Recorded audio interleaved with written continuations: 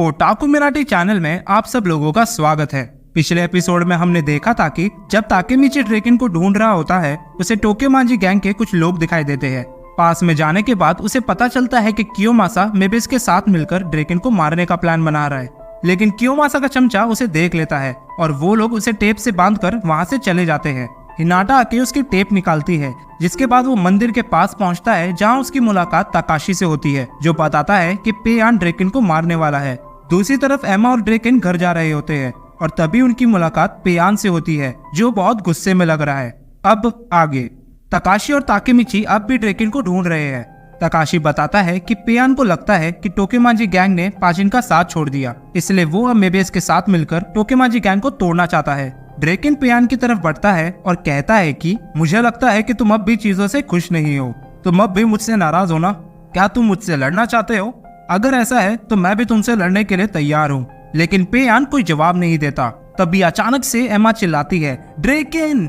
जैसे ही वो पीछे मुड़ता है, मेबिस का एक आदमी बैट से उस पर हमला कर देता है। सीन शिफ्ट होता है ताकेमिची और तकाशी पर। ताकेमिची को याद आता है कि ये लड़ाई मंदिर के पास वाले पार्किंग लॉट में हुई थी और वो बिना समय गवाए उस पार्किंग लॉट की तरफ भागता है। वहां पहुंचते ही उन्हें दिखाई देता है कि खून से लथपथ मेबिस गैंग के गुंडे जमीन पर गिरे हुए हैं और तभी उन्हें ड्रेकन दिखाई देता है, जो बहुत सारे गुंडों से अकेले ही लड़ रहा है। उधर पहुंचने के बाद तकाशी पेयान से पूछता है कि तुम मेबिस गैंग के साथ मिलकर ये सब क्या कर रहे हो? जिसके जवाब में वो बोलता है, चुप कर तकाशी, ड्रेकन के बाद तेरी मरने की बारी है।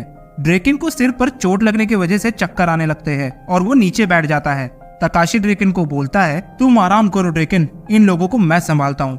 ताकेमिची कियोमासा को ढूंढने लगता है क्योंकि किसी को नहीं पता वो कब और कहां से ड्रेकन पर हमला करेगा और उसको समझ नहीं आता कि वो ड्रेकन को इतने सारे गुंडों से कैसे बचाएगा।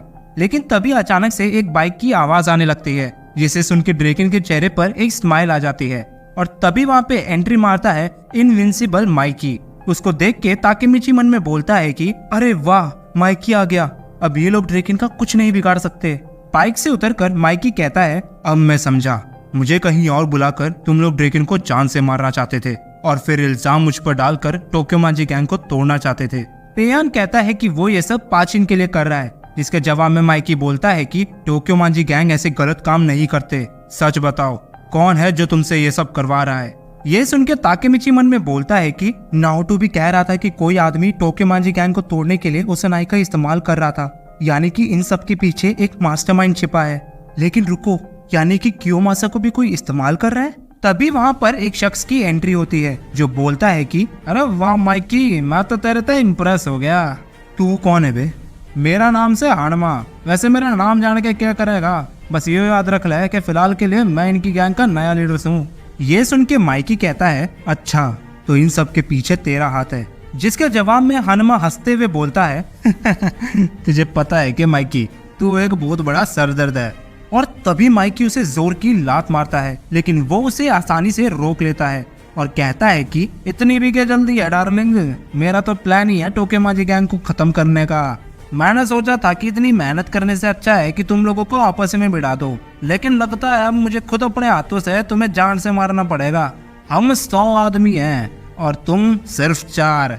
और तुम भी कान खोल के सुन लो कीड़ो, अगर किसी ने भागने की कोशिश की तो उनके हाथ पैर तोड़ के कुत्तों को खिला दूंगा। माइकी और ड्रेकन, आज तो थारी खैर नहीं है। ताकेमिची मन में बोलता है कि ये सब क्या चल रहा है, नाओटो ने तो इसके बारे में कुछ भी नहीं बताया, यहाँ पर तो कोई और ही लड़ाई चल रही है। एक मिनट, कहीं ये सब मेरे वजह से तो नहीं हो रहा? शायद अब कियोमासा को रोकना काफी नहीं होगा, मुझे अब क्या करना चाहिए? तभी वहाँ पर बहुत सारी बाइक्स की आवाज आने लगती है और टोक्योमांजी गैंग के बाकी मेंबर्स भी वहाँ पर पहुंच जाते हैं। उन्हें देखकर पेयान डर जाता है, लेकिन हानमा मुस्कुराते हुए कहता है, अरे डट जा छोरे, पार्टी तय भी शुरू हुई है। अपने गैंग मेंबर्स में लड़ाई के लिए इतना जोश देखकर ड्रेकन भी एक्साइटेड होकर लड़ने के लिए रेडी हो जाता है और इसी के साथ शुरू होता है मेबियस और टोक्योमांजी गैंग के बीच एक महायुद्ध। एक तरफ माइकी अपने पैरों का जलवा दिखाता है तो दूसरी तरफ हानमा अपने मुक्कों का। टोक्योमांजी गैंग के सभी कैप्टन अपनी ताकतों का नमूना दिखाते हैं और इन सब के बीच बेचारा ताकेमिची ड्रेकन को बचाने की कोशिश कर रहा है। इन सब के बीच वो कभी अपने गैंग मेंबर से टकराता है तो कभी लड़खड़ाकर गिर जाता है। अपने आप को कोसते हुए ताकेमिची मन में बोलता है कि शिट, कुछ भी नहीं बदला, इस झगड़े की वजह से कियोमासा ड्रेकन को जान से मारने वाला है। मुझे किसी भी हालत में उसे बचाना होगा। मैं वापस आकुन को मरते हुए नहीं देख सकता। मैं कियोमासा को जरूर रोकूंगा और फ्यूचर को बदलूंगा। मैं हार नहीं मानने वाला। और वो वापस ड्रैगन को बचाने के लिए चला जाता है। दूसरी तरफ माइकी पेयान को बोलता है, ओए पेयान, तूने ड्रैगन पर हमला क्यों किया? तुझे पता था ना मेरी और ड्रैगन की वापस दोस्ती हो चुकी है, उसके बावजूद तूने ये सब किया। ऊपर से तूने मेबेस गैंग का साथ दिया। जवाब में पेयान कहता है, चुप कर माइकी, मुझे तुम्हारी दोस्ती से फर्क नहीं पड़ता। पाचिन मेरे लिए सब कुछ था और तुम लोगों ने उसे बचाने के लिए कुछ भी नहीं किया। मेरे पास और कोई रास्ता नहीं था। तुम लोगों ने उसका साथ छोड़ दिया, इसलिए मैं तुम्हारा दुश्मन बन गया। अब बहुत देर हो चुकी है, लड़ो मुझसे माइकी, मारो मुझे, मारो। माइकी उसे अपनी तरफ खींचता है और बोलता है, देखो मुझे पेयान, क्या मैं हंस रहा हूँ? क्या पाचिन के पकड़े जाने की बात पर मैं आज तक हंसा हूँ? मेरे भी दिल में दर्द होता है भाई। ताकेमिची कह रहा था कि अगर मेरी और ड्रैगन की लड़ाई हुई तो हमारी गैंग टूट जाएगी। इस बात पर वो रो रहा था। मैंने कभी नहीं सोचा था कि मेरे वजह से हम सबके बीच लड़ाई हो जाएगी। जब तक तुम्हारा मन नहीं भर जाता मुझे मारते रहो, क्योंकि मैं अपने परिवार के साथ नहीं लड़ना चाहता। हमारे पास वापस आ जाओ भाई, हम एक नई शुरुआत करते हैं। माइकी की ये बात सुनकर पेयान की आंखों में आंसू आ जाते हैं। दूसरी तरफ ताकेमिची बहुत ज्यादा फ्रस्ट्रेटेड हो रहा था, क्योंकि उसे अभी तक ड्रैगन या कियोमासा कहीं भी नजर नहीं आए। लेकिन तभी उसके सामने से कियोमासा जाने लगता है और वो मन में बोलता है, आखिरकार तू मिल गया, इस बार तुझे नहीं जाने दूंगा, मैं ड्रैगन को नहीं मरने दूंगा।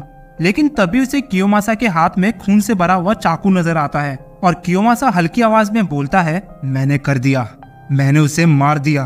और जैसे ही ताकेमिची पीछे मुड़ता है, उसे ड्रैगन जमीन पर गिरा हुआ नजर आता है, जिसके पेट से बहुत ज्यादा खून निकल रहा है। क्या ताकेमिची उसे बचा पाएगा? जानेंगे अगले एपिसोड में। आई होप गाइस वीडियो पसंद आया होगा, एंड अगर पसंद आया तो प्लीज लाइक एंड सब्सक्राइब जरूर कर देना।